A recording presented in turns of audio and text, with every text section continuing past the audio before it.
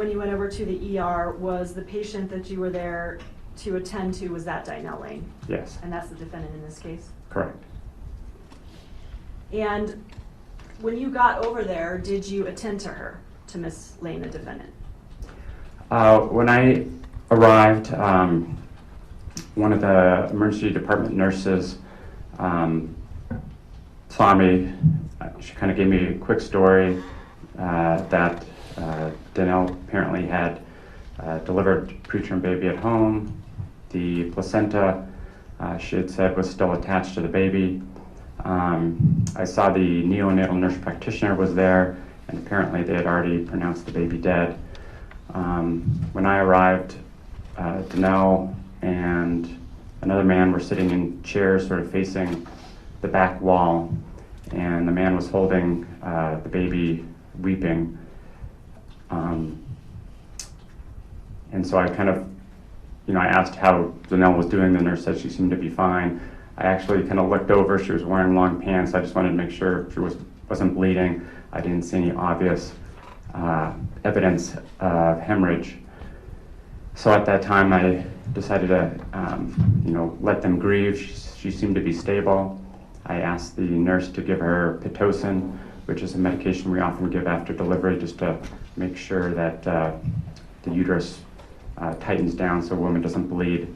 And I said I would see her back in about an hour when they had brought her up to the labor and delivery floor so I could evaluate her there. I didn't feel it was necessary to perform a pelvic exam on her at that time.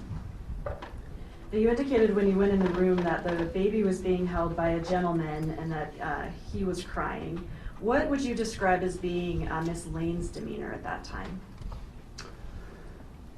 She wasn't saying anything. She was sort of on his left, just kind of looking over at him. Just sort of a blank sort of look on her face. I couldn't really tell, and I didn't, again, feel it was necessary to really talk to her and get any specifics at that time. So I can't really comment much further. Okay. At some point, though, did you go back and talk to her about what had brought her to the emergency room that day? Yes. And what did she say to you at that time? So at that time, she was in what's called our postpartum unit, where women are after they deliver. And I asked. I'm sorry, can I stop you there for Yeah. a second? At this point, when you are going back the second time to talk to her, do you know about Michelle Wilkins being brought to the hospital yet? Yes, this is after I had taken care of Michelle in the emergency department. She was being transported down to the operating room, so I knew I had a few minutes. So then I went back upstairs. Actually, I saw, I think, Dynel twice upstairs. Once before I went to the operating room with Michelle, and then later that evening. After that, the detective had said they were waiting for some sort of court order, judge order, for me to be able to perform a physical exam on Dynel. So law enforcement was at the hospital with Miss Lane when you went to talk to her about some specifics? Yes. Okay. And so I'm sorry, I didn't mean to interrupt you, but you were getting to talk about the things that she told you. So she told me that she was at home and that a pregnant woman had come to her house to purchase some baby clothes. And that while she was there, that Michelle had, for some reason, attacked Dynel with a knife. Did she use the name Michelle or? No, another woman had attacked her with a knife. I'm sorry, again, I didn't That's okay. Go ahead. She then said that afterwards, then the pregnant woman had started stabbing herself, and that Dynel was concerned about the welfare of the baby, and so Dynel felt she had to save the baby's life and therefore cut the baby out of her.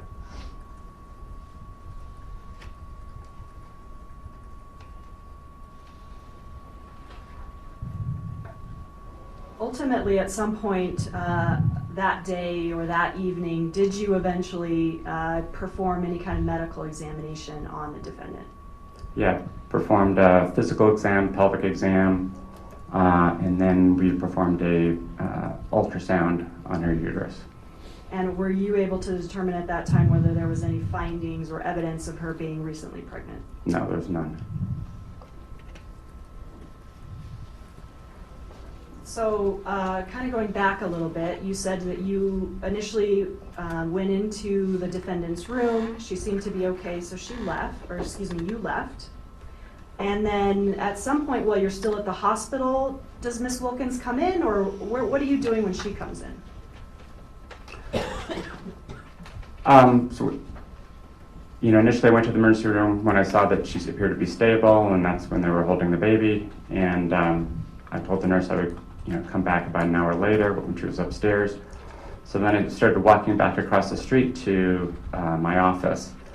And as I was walking out of the ER, I heard overhead that there was a trauma arriving in 10 minutes. And as I was walking across the street, I thought, gosh, we haven't had an OB trauma in years. It's been quite a while. Just as I got back to the office, the ER called me again and said that there was an obstetrical trauma, that there was a woman who was 7 months pregnant who had been stabbed. And so then I ran back across the street to the ER, and we all waited in the trauma room of the emergency department for the paramedics to bring Michelle to the hospital. And ultimately, is she brought to the hospital? Yeah, so she was, brought in by the paramedics. They were bringing her down the hall, and then as we were sort of moving her over onto the emergency department bed, Michelle was sitting up. She was awake, but very delirious. She couldn't really answer any questions. She had her hands. She had a large laceration across her abdomen. Objection. 403-611. Overruled. May answer the question. So she had a large laceration across her abdomen, and she had her small intestines were out of her abdomen, and she was kind of holding them in her hands.